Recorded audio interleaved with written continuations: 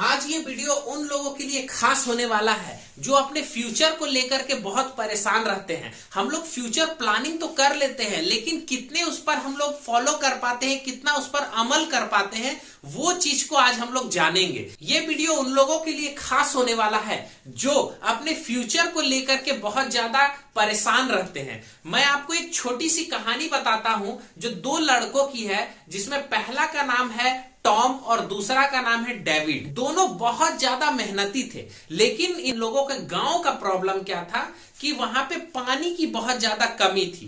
तो इन लोगों को पहाड़ के पार से दूसरे जगह से पानी लाना पड़ता था। वहां पे झील तालाब इस तरह का था, वहां से इन लोगों को पानी अपने गांव तक पहुंचाना पड़ता था। तो इन लोग बाल्टी से या फिर कोई भी बड़ा बड़ा बर्तन से इस तरह से करके पानी अपने गांव में लाते थे और उसका इस्तेमाल करते थे। उस समय वहां पे एक आदमी था जिसने इन लोगों को काम दिया कि आप मेरे यहाँ पानी भर के ला दीजिए, तो एक बाल्टी का आपको 5 रुपया हम देंगे। आप दिन भर में जितना बाल्टी लाइएगा उतना हम 5-5 रुपया करके आपको देंगे। तो इन लोगों को काम मिल गया। ये लोग थे मेहनती, बोले ठीक है। तो इन लोग क्या करते थे, डेली 10 बाल्टी, 20 बाल्टी, 50 बाल्टी इस तरह से डेली जाते थे और लेकर के आते थे, और 5 रुपया करके इनको अपना पैसा मिल जाता था। तो इन लोग अच्छा कमाने लगे। तो होता क्या है कि हम लोग का मेहनत तब तक काम करता है जब तक हम लोग का शरीर काम करता है। तो उसमें से जो टॉम था ना, वो थोड़ा सा तेज दिमाग का था। तो टॉम ने सोचा कि जब तक हम लोग काम कर रहे हैं, हम लोग को तो पैसा आ रहा है, लेकिन आने वाले कल में जब हम लोग काम नहीं कर पाएंगे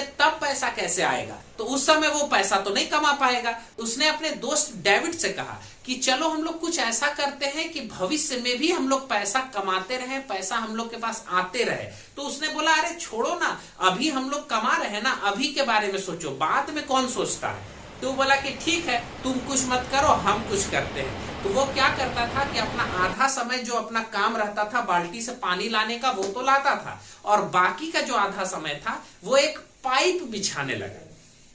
तो उसका जो दोस्त था वो बोलता था कि अरे तुम क्या ये फिजूल का काम कर रहा है, इससे कुछ नहीं होने वाला है। तो बोला ठीक है, तुमको नहीं करना मत करो, हम करेंगे। तो बोला ठीक है। अब जो टॉम था वो अपना पाइप, आधा समय जो भी पैसा कमाता था उसमें कुछ पैसा इन्वेस्ट करके और अपना पाइप बिछाने लगा। बिछाते बिछाते कई साल बीत गए और आखिरकार जो पाइप है वो पूरा उसका गांव तक पहुंच गया। अब टॉम ने क्या किया कि एक नल लगा दिया। अब नल लगाया तो डायरेक्ट पानी जो है उसके गांव तक उस नल के सहारे पहुंचने लगा। अब वो आराम से बैठ गया और बाल्टी में वहां पे भरने लगा और 5-5 रुपया कमाने लगा। और बेचारा जो डेविड था वो जितना बार बाल्टी लाता था उतना ही कमाता था, और ये बैठ करके भी कमा रहा था, ये जब वहां नहीं जा रहा था काम करने तो भी कमा रहा था, जब ये बीमार था तब भी कमा रहा था, क्योंकि इसका नल जो है वो शुरू हो गया था, नल चालू हो गया था और ये कमाने लगा था पैसा। जो डेविड था वो जब काम नहीं करता था तो पैसा नहीं कमा पाता था। तो इससे क्या पता चलता है कि हम लोग को जो फ्यूचर प्लानिंग हमेशा करना चाहिए, लेकिन